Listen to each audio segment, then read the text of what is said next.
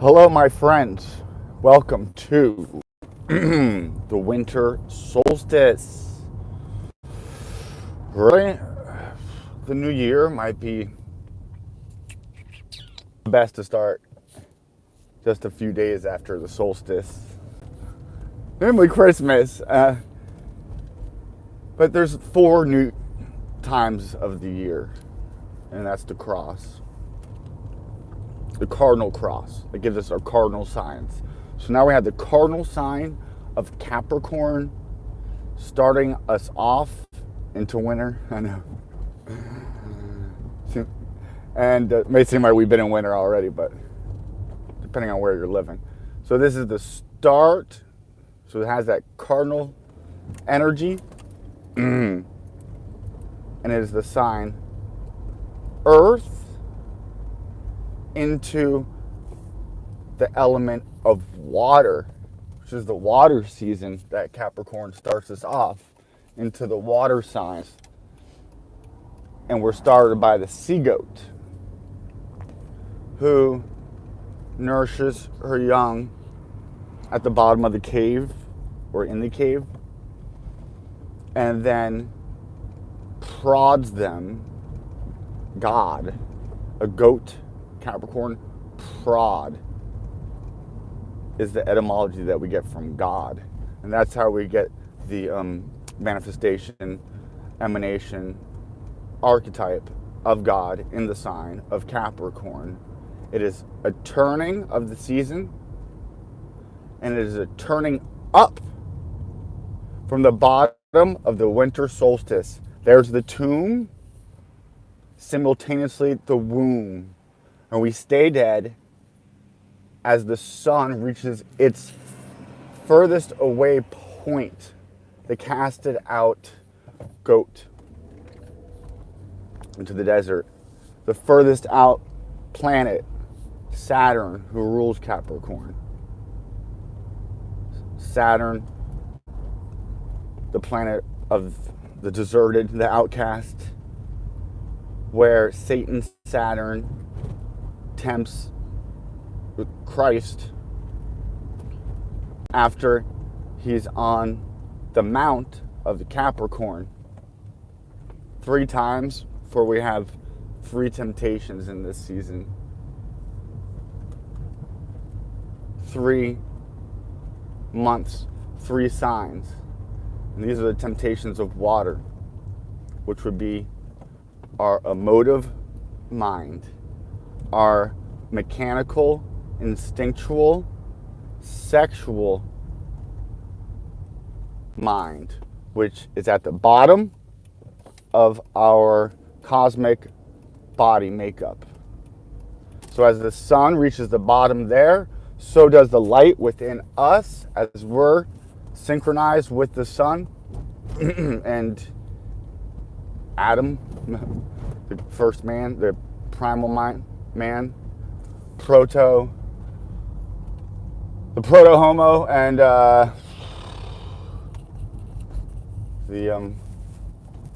behold, man, ecce homo.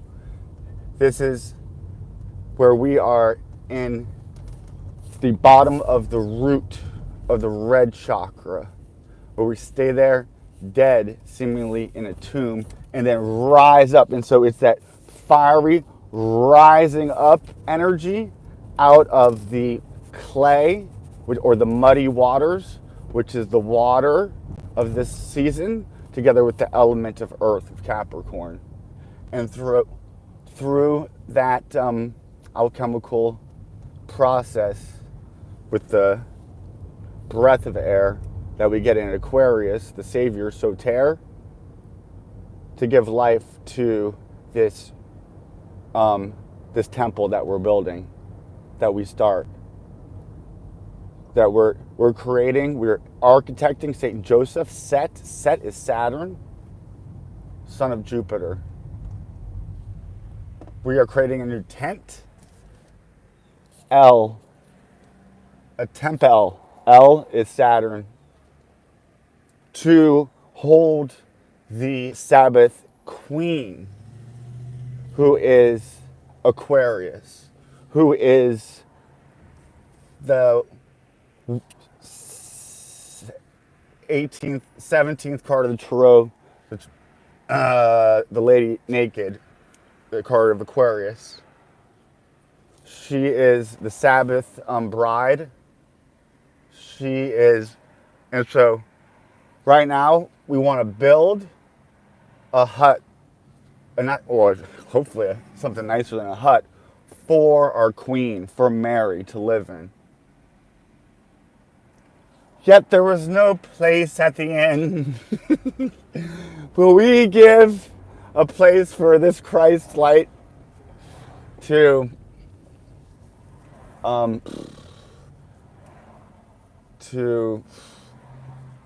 give birth? Now is the snatching of the light that was gestated through the earlier signs.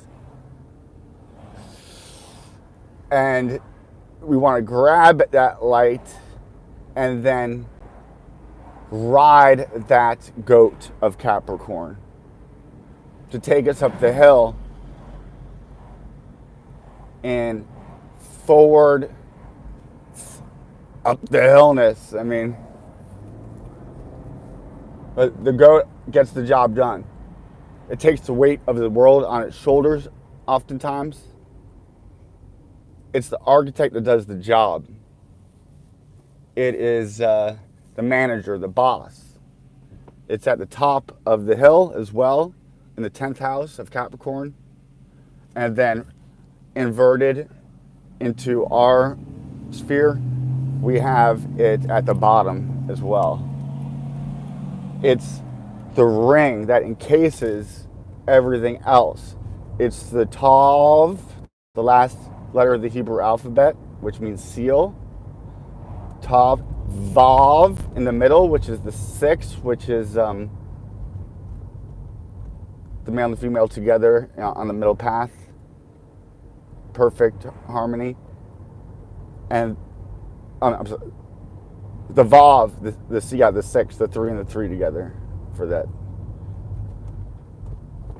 for the cube. And then it is another Tav, Tavet. Tavet is the month in Hebrew that is Capricorn. And so is really trying to capture that Christ light, a light of the sun, that can't be distinguished by the end of this cycle, this year. And we grab hopefully a higher light beyond the moon, which is just our mechanical, emotional level, sexual, and the way that we hold on to this new light, give birth to it, is through nurturing it in those waters of chastity, or if you're in marriage, married alchemy, practicing the sacrament of sex. And when we do sex, perform this beautiful ritual ceremony, the most beautiful, magical we have here, sex. When we do it, we don't want to do it in an animalistic, base level, beastly, rapacious nature, because in that magical moment, we will create fucking demons. And we do that. Sex is just the most poignant part of energy transformation. When we eat, there's an energy transformation. We're taking something physical and we're turning it into energy. That which is good, we keep for our bodies when we clean, and it sustains us, it gives us sustenance, life, virility. That which is not, we expunge out, shit out in the toilet. And remember, we're a body within a body. Hopefully, we're not so dross and weighed down with our light through base level existence that we get fucking shit out of the body we're in. There's something might stay around.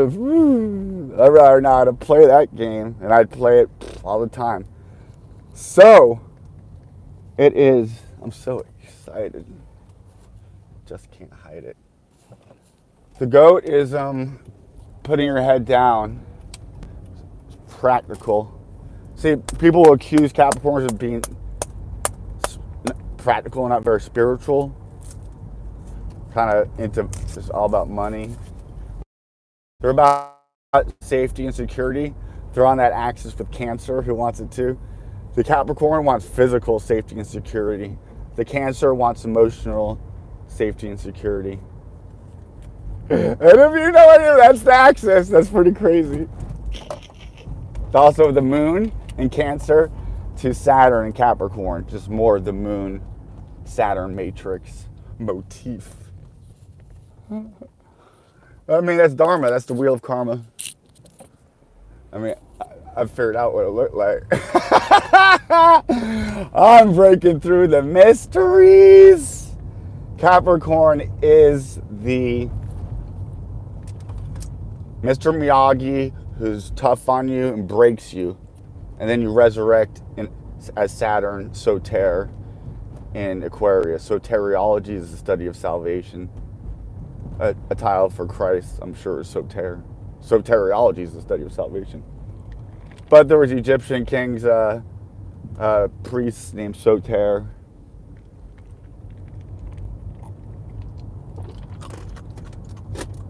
So, this is really where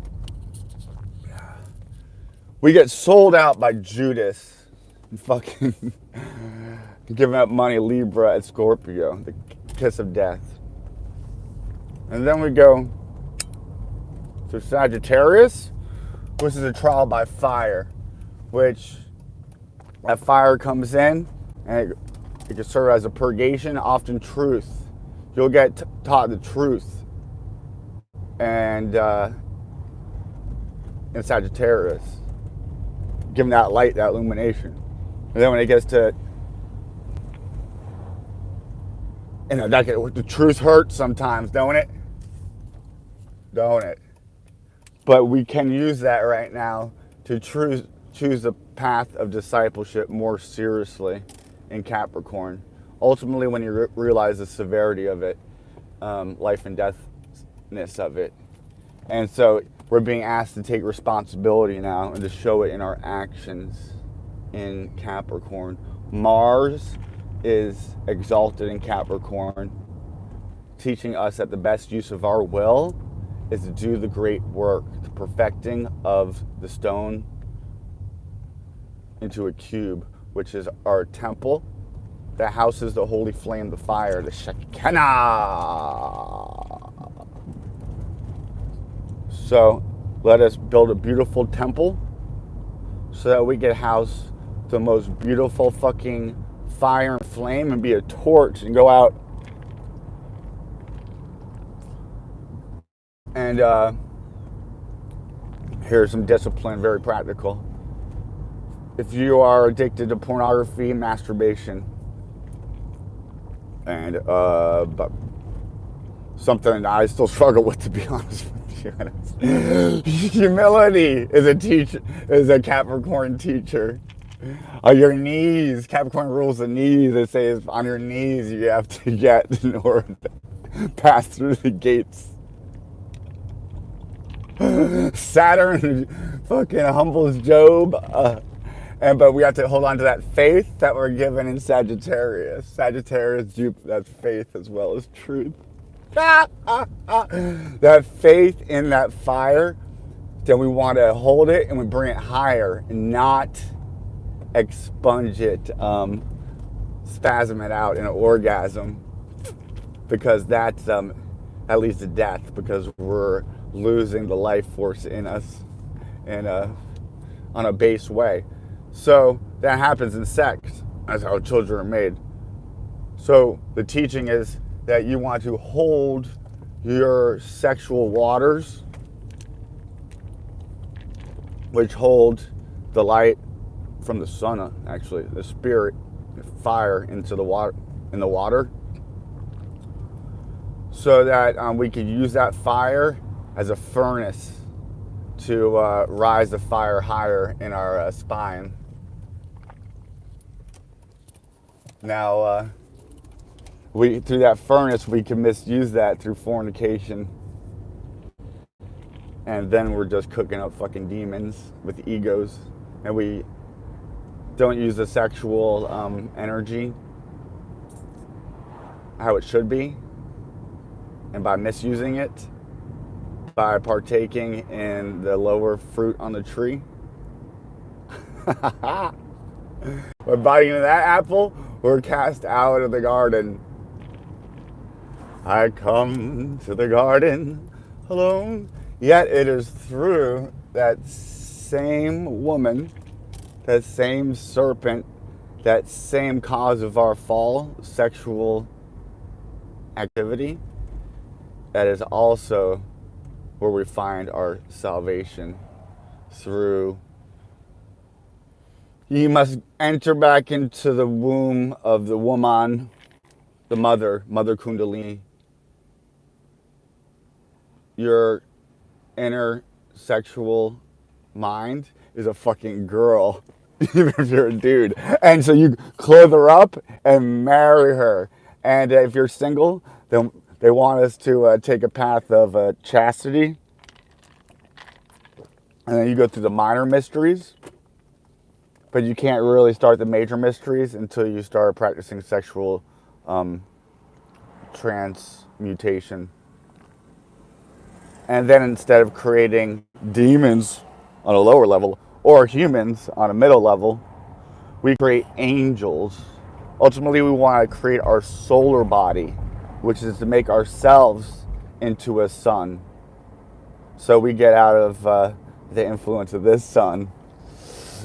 Now, in Hebrew, they talk about the sun as fucking evil, my guy. It's the 19th card of the tarot, and the 19th letter in the Hebrew alphabet is like monkey and eye of the needle, I think. But there's a double side to everything. The sun's a stargate. You have to go through the sun to get to the Father. You can try to, you can't skip around the sun. The sun's the giver of life.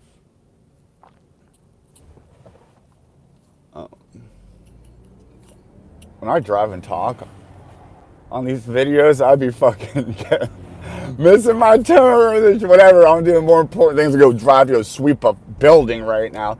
Humility, Liam. And you know what? Karma, the karma king is Saturn. Between Saturn and the moon dishes it out through her waters, her influence on the earth. So they're likened to spiders weaving a web off to the gods, the planets, the grahas in Sanskrit. In Vedic astrology mean the grabbers, the planets grab us.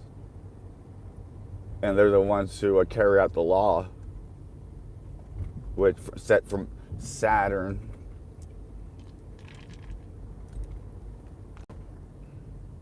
But we have the willpower to what do we have the willpower to do? To work the law. It's very see Aleister Crowley and Thelema. It's just kind of in relation to Ordo Temple. Use the word thelema, and they put will, and they talk about the law. But, and they do teach about like the demigod, who is like the creator, Jehovah, which is like Jupiter together with the sun. Jupiter 3, the creator, and the sun is in charge of the 7 underneath the 3, pretty sure. Part of sacred 10. 10 being Earth. Okay, hang in there, because I want to wrap this up with something very poignant. 7's the number of order.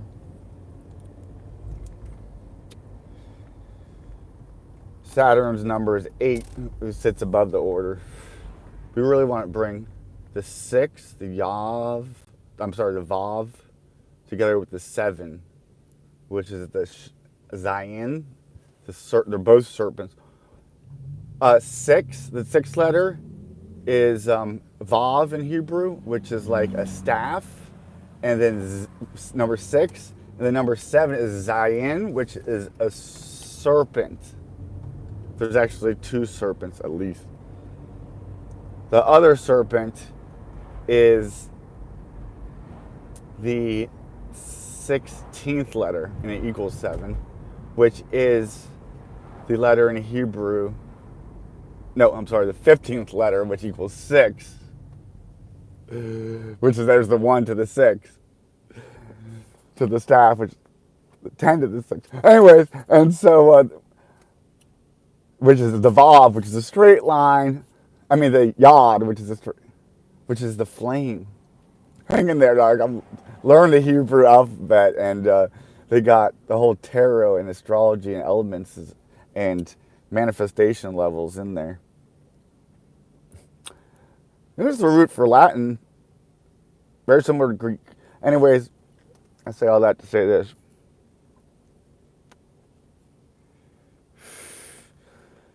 So the controlling, the capturing of any energy. When you have the energy to go want to watch porn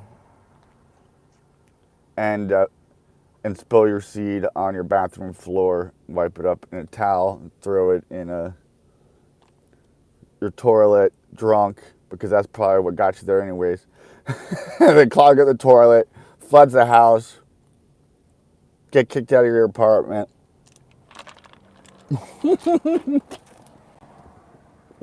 Or we could choose in that moment to do the right thing, which is what we get from Sagittarius. It gives us the truth. And that Capricorn is our chance to put it into action and to ride that goat instead of just being, which is why 15 is the devil card in the tarot, who shows us the caduceus usually with one torch down, one torch up, because there is Capricorn at that bottom period. That goat of Mendes can be our downfall, or it could be our upswing. It depends what we choose with our willpower. So let us strengthen our will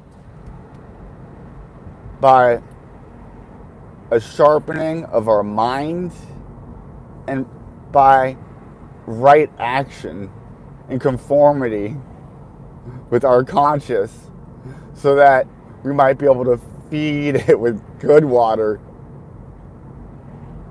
so that what we bring to the top of the hill isn't an empty fucking bucket. This is kind of a great offering. That's why they offer the goats on the top of the hill. What do you fucking... Guess what? If you want to live, which means create energy for your body to sustain, you have to kill something on a mineral level, on a vegetative level, on an animal level, just to sustain your body. Such it is on a spiritual way.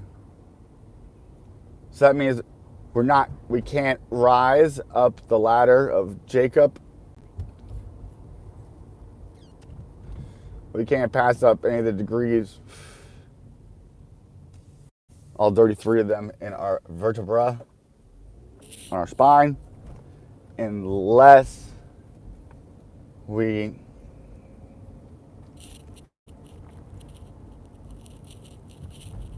instead of giving into that just quick pleasure, I know, being disciplined and being a good disciple and saying yes and acting, doing the right thing. So we see the importance of action. But lovers, what's even more important than action, they say, is a right mind. You gotta be a fucking wrong as shit, but in the moment, make a right decision. Still, our actions. I mean, they have that theological debate, like faith without works is dead. That's a good motto to think about right now. Faith without works is dead. All right, love y'all.